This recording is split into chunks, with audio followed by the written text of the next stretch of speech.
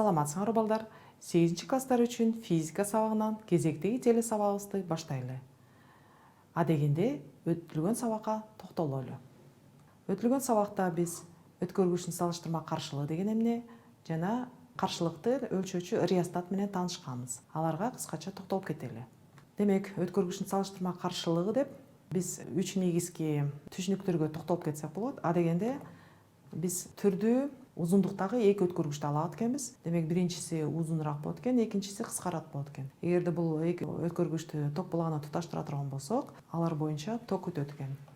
Демек, сүрөттө көрүнүп тургандай, эгерде өткөргүч канчалык узун болсо, демек бир уюлдан экинчи уюлга ток өткөндө жайыраак өтүп атат. Ал эми өткөргүчүбүз кыска болсо, анда электр тогу тез өтүп атат. Демек, ушундан улам биз төмөнкүдө жыйынтыкка келсек болот экен. Канчалык өткөргүч кыска болсо, анын каршылыгы аз болот, ток күчү бат өтөт экен. Ал эми өткөргүчүбүз узундугу канчалык чоң болсо, анда анын каршылыгы чоң болот экен, ток күчү жай өтөт экен. Тескерисинче аз болот экен.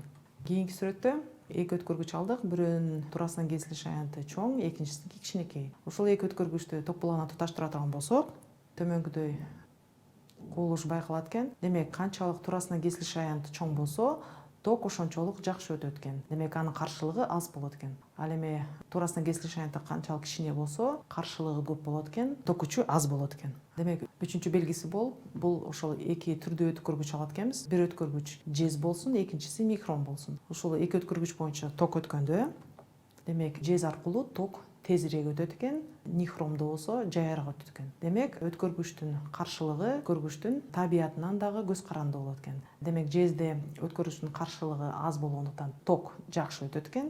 Ал эми нихромдо болсо каршылыгы чоң болгондуктан ток жай өтөт экен. Демек, каршылыктын формуласы бул R барабар ρLS экен. L бул өткөргүчтүн узундугу, S өткөргүчтүн туурасынан кесилиш аянты, ρ болсо өткөргүчтүн табияты. Демек, канчалык өткөргүч узун болсо, анын каршылыгы ошончолук чоң болот экен. Ал эми ток күчү болсо, тескерисинче аз болот. Демек, төмөнкүдөй жыйынтыкка келсек болот экен. Өткөргүчтүн узундугу канчалык узун болсо, каршылыгы чоң болот экен. Экинчиси туурасынан кесилиш аянты чоң болсо, каршылыгы кичине болот экен. Жана үчүнчүсү бул электр каршылыгы өткөргүчтүн материалынын тегинен көз каранды болот экен. Ошол өткөргүчтүн узундугунан көз карандылыгын төмөнкү график менен дагы байкасак болот экен. Таблицадагы сан маанилерин коюп, эгерде кесилишкен чекиттерин түз сызык жүргүзө турган болсок, биз түз сызыктын негизинде ошол каршылыктын узундукка болгон түз пропорциялаш экенин байкап атабыз. Демек, узундугу канчалык чоң болсо, каршылыгы да ошончолук чоңоет экен. Экинчи графикте бул каршылыктын туурасынан кесилиш аянтынан болгон көз карандылыктын графиги болуп саналат экен. Демек, бул жерде түз сызык эмес, гипербола болуп саналды. Демек, таблицадан көрүнүп тургандай, эгерде туурасынан кесилиш аянты чоң болсо, анын каршылыгы аз болот экен. Демек, ушундан улам каршылыктын туурасынан кесилиш аянтына тескери пропорциялаш деген келип чыгат экен. Демек, салыштырма каршылыкты биз ρ томасы менен белгилейт экенбиз. Өткөргүчтүн салыштырма каршылыгы деп узундугу 1 метр жана кесилиш аянты 1 миллиметр квадрат болгон өткөргүчтүн каршылыгын айтат экенбиз. Ал мисалы таблицада ар бир зат үчүн эсептелинген. Мисалы, күмүш 1 метр күмүш зымын туурасынан кесилиш аянты 1 миллиметр квадрат болгон өткөргүч боюнча ток өтө турган болсо, анын салыштырма каршылыгы 0,1016 10 миллиметр квадрат бөлүнгөн метрге барабар экен. Демек, таблицада көрүнүп тургандай, эң чоң каршылык бул эбонит таякчасы болуп саналат экен. Демек, эбонит таякчасы боюнча ток өткөрсөк, андан ток өтпөйт дегенди билдирет экен. Себеби анын каршылыгы өтө чоң. Демек, каршылыктын формуласы R барабар ρLS. Демек, L бул өткөргүчтүн узундугу, S туурасынан кесилиш аянты, ρ өткөргүчтүн табияты. Демек, эгерде ушул жерден каршылык негизги формуласынан ρ таба турган болсок, ρ барабар RS бөлүнгөн L болот экен. Негизги формуласынан бирдиги келип чыгат. Демек, формулада R каршылыктын бирдиги Ом, S-тики миллиметр квадрат, ал эми L-дики болсо метр. Демек, салыштырма каршылыктын бирдиги ρ барабар Ом миллиметр квадрат бөлүнгөн метрге барабар экен. Демек, реостат бул ошол каршылыкты азайтып көбөйтүүчү приборлордун бири болуп саналат экен. Ошол реостаттын иштөө принциби бул негизинен ошол өткөргүчтүн узундугун узартып же кичирейткенден келип чыгат экен. Аны мисалы туурасынан кесилиш аянтын биз өзгөртө албайт экенбиз. Ал эми узундугун болсо өзгөртө алабыз. Аны азайтып же көбөйтсөк, ошого жараша каршылыгы азайып көбөйөт. демек ток күчү да ошого жараша азайып көбөйөт. Демек реостаттын схемалык сүрөттөлүшү төмөнкүдөй болуп турат. Демек айтып кеткендей, реостатта салыштырма каршылыгы чоң болгон өткөргүчтөр колдонулат экен. Демек бул схемада биз ошол реостаттын иштөө принцибин токтолуп кетет экенбиз. Ошол жогоруда айтып кеткендей, реостаттын иштөө принциби ошол өткөргүчтүн узундугун азайтуу же кичирейтүү болуп саналат экен. Демек мынакей көрүнүп тургандай өткөргүчтү узундугун азайтат экенбиз же көбөйтө алат экенбиз. Ушундан улам биз билгендей, өткөргүчтүн каршылыгы өткөргүчтүн узундугуна түз пропорциялаш. Ал эми ток күчүнө болсо, канчалык өткөргүчтүн узундугу узун болсо, анын ток күчү ошончолук азыраак өтөт экен. Реостаттын негизинен эки түрү бар экен. Бул жылгычтуу реостат жана тепкичтүү реостат болуп бөлүнөт экен. Эми ушул жылгычтуу реостаттын иштөө принцибине төмөнкү видеого көңүлүңөрдү бургум келет балдар. Бул реостатта керамикадан жасалган цилиндрге никелин зымын тыгыз оролгон. Зымдын бири-бирине тийишип турган менен токту өткөрбөйт. Анткени зымдар ток өткөрбөс материал окалин менен капталган. Оромдордун үстүнө металл өзөкчө бекитилген. Ал боюнча металл пластинка жылып жүрөт. Пластинкалар оромдун эки капталын кысып тийип турат. Пластинка менен оромдордун зымдарын тийишкен жеринде сүрүлүүнүн натыйжасында окалин изоляциядан сыйрылып түшөт. Чынжырдагы ток оромдордон жылып жүрүүчү пластинкаларга, пластинкадан өзөкчөгө, андан кийин биринчи клеммага берилет. Биринчи жана экинчи клеммалар аркылуу реостат электр чынжырын бириктирилет. Демек, жылыш жүрүүчү пластинканы өзөкчө аркылуу кыймылдатып, зымдын узундугун узартып же кыскартууга болот. Өткөргүч узарганда анын каршылыгы да көбөйүп, ток күчү азаят. Ал эми өткөргүчтү кыскарганда каршылыгы кичирейип, ал ток күчү чоңоет. Демек, чынжырда ток күчүн жөнгө салынат. Бүгүнкү жаңы темабыз балдар, чынжырдын бөлүгүчүн Омдун закону. Бул сабакта биз ток күчү менен каршылыктын байланышын карап жатат экенбиз жана чынжырдын бөлүгүчүн Ом законунун формуласын чыгарат экенбиз. Демек, ток күчүнүн өздөөчү 3 негизги чоңдук менен тааныштык. Демек, биринчиси бул ток күчү экен, экинчиси чыңалуу экен.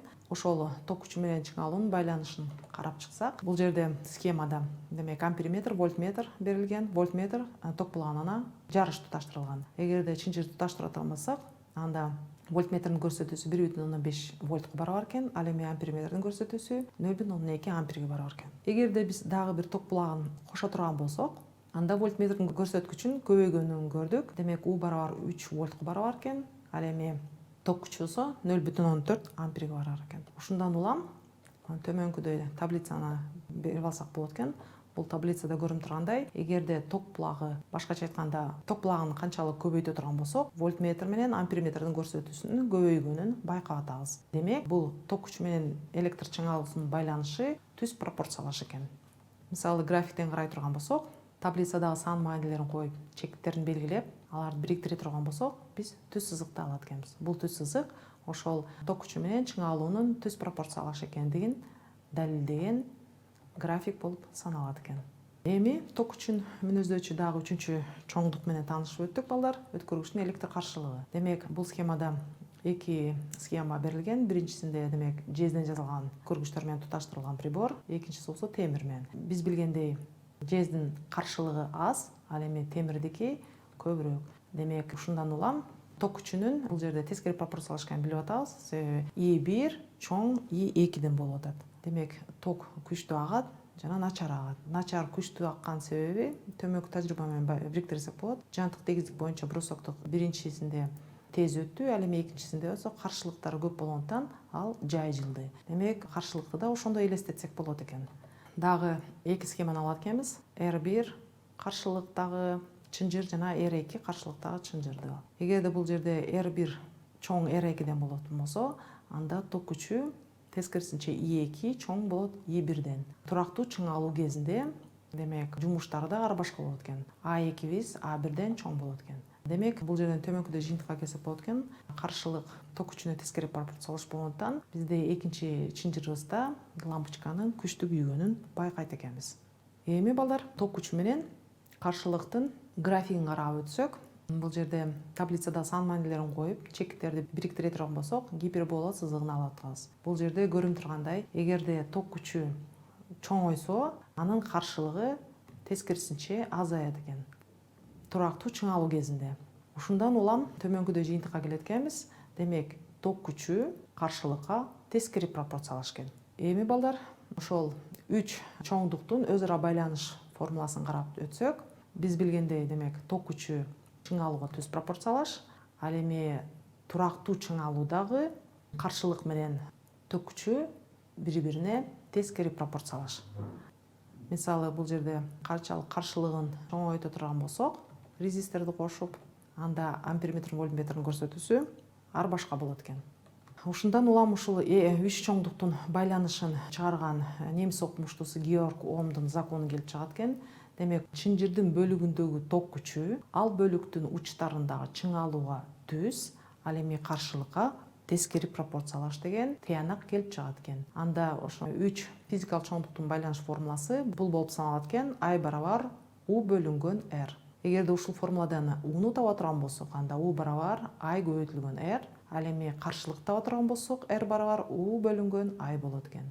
Демек, R ток күчүнө тескери пропорциялаш экен. Эми ошол графигин карай турган болсок, мисалы, ток күчү менен чың алуунун байланыш графигин карай турган болсок, биринчи жана экинчи өткөргүчтөр берилген. Алар ар башка металлдан жасалган.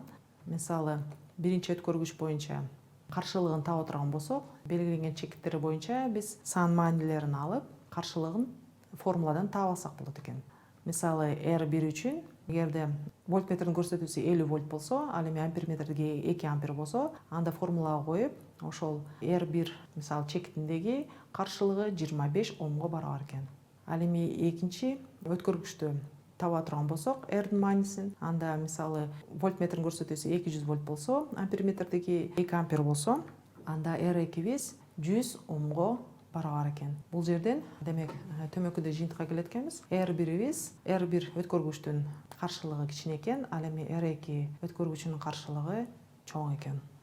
Эми төмөнкүдө схеманы карап өтөт экенбиз. Демек, амперметр, вольтметр жана резистордун турган чынжырды алат экенбиз. Эгерде ошол резисторубуздун канчага барабар экен сан маанисин билиш үчүн, жогоруда айтып кеткендей, формула аркылуу таап алат экенбиз. Формулабыз R барабар U бөлүнгөн I. U'ну биз вольтметрдин көрсөткүчүсү менен таап алат экенбиз. Ал эми I'ды болсо амперметрдин көрсөткүчүсү менен таап алып, ошол өткөргүчкө кандай каршылыктагы резистор туташтырылганын формула аркылуу таап алат экенбиз.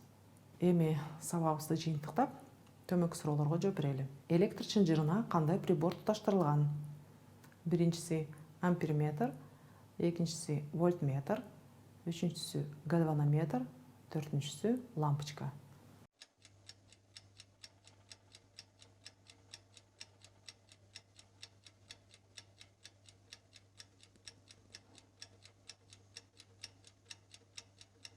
Туура жообу вольтметр. Демек, вольтметр чынжырга жарыш туташтырылат. Кийинки суроо. Электр чынжырына кандай прибор туташтырылган? Биринчиси амперметр, экинчиси вольтметр, үчүнчүсү реостат, төртүнчүсү лампочка.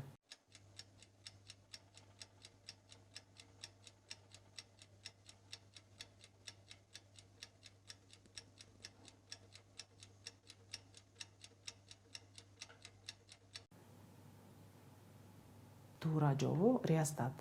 Демек, реостат бул токту жөнгө салуучу прибор, чынжырга удалаш туташтырылат. Эми балдар, Ом законуна маселе иштейли. Биринчи маселе. Маселенин шартын окуйбуз. Каршылыгы 480 омго барабар болгон өткөргүч аркылуу ток өтүп жатат. Эгерде бул өткөргүчтөгү ток күчү 0,5 амперге барабар болсо, анда чынжыр кандай чың алууга туташтырылган? Демек, маселенин шартында бизге каршылык берилди 480 ом жана ток күчү берилди 0,5 ампер. Табуу керек чың алуу. Демек, берилди формула чыгаруу деп жазып алабыз. Кыскача берилиши R барабар 480 ом, I барабар 0,5 ампер. Табуу керек чың алуу. Омдун негизги формуласын жазып алабыз. I барабар U бөлүнгөн R. Ушул негизги формуладан чың алууну табабыз. Чың алуу U барабар I көбөйтүлгөн R болот. Ушул акыркы формуладагы жогоркудагы сан маанилерин коюп көбөйтүп чыгара турган болсок, демек, чың алуубуз U барабар 240 вольтко барабар экен. Бирдигин чыгарабыз. Ом законунун формуласынан U барабар ампер көбөйтүлгөн ом бизге вольтту берет экен. Жообу U барабар 240 вольт. Экинчи маселе шартын окуйбуз. Өзгөрмөлүү 220 вольт чың алууга туташтырылган электр плитасынын спиралындагы ток күчү 5 амперге жетет. Спиралдын каршылыгын тапкыла. Демек маселенин шартында бизге чың алуу берилди 220 вольт жана ток күчү берилди I барабар 5 ампер. Табуу керек спиралдын каршылыгын. Берилди формула чыгаруу деп берилишин кыскача жазабыз. U барабар 220 вольт, I барабар 5 ампер. Табуу керек спиралдын каршылыгын. Омдун негизги формуласын жазабыз. I барабар U бөлүнгөн R. Ушул негизги формуладан каршылык табабыз. Формулабыз анда R барабар U бөлүнгөн I болот. Ушул акыркы формулага жогорудагы сан маанилерин коюп бөлүп чыгарсак, демек спиралдын каршылыгы R барабар 44 омго барабар экен. Бирден чыгарабыз. Ом законунун формуласынан R барабар вольт бөлүнгөн ампер бизге омду берет.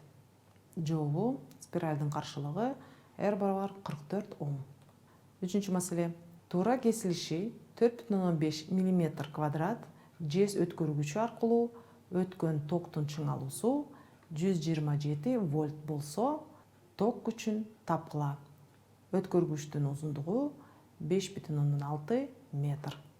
Демек маселенин шартында бизге өткөргүчтүн туура кесилиши аянты берилди. S барабар 4,5 мм квадрат. Үчүнчү маселе шартын окуйбуз.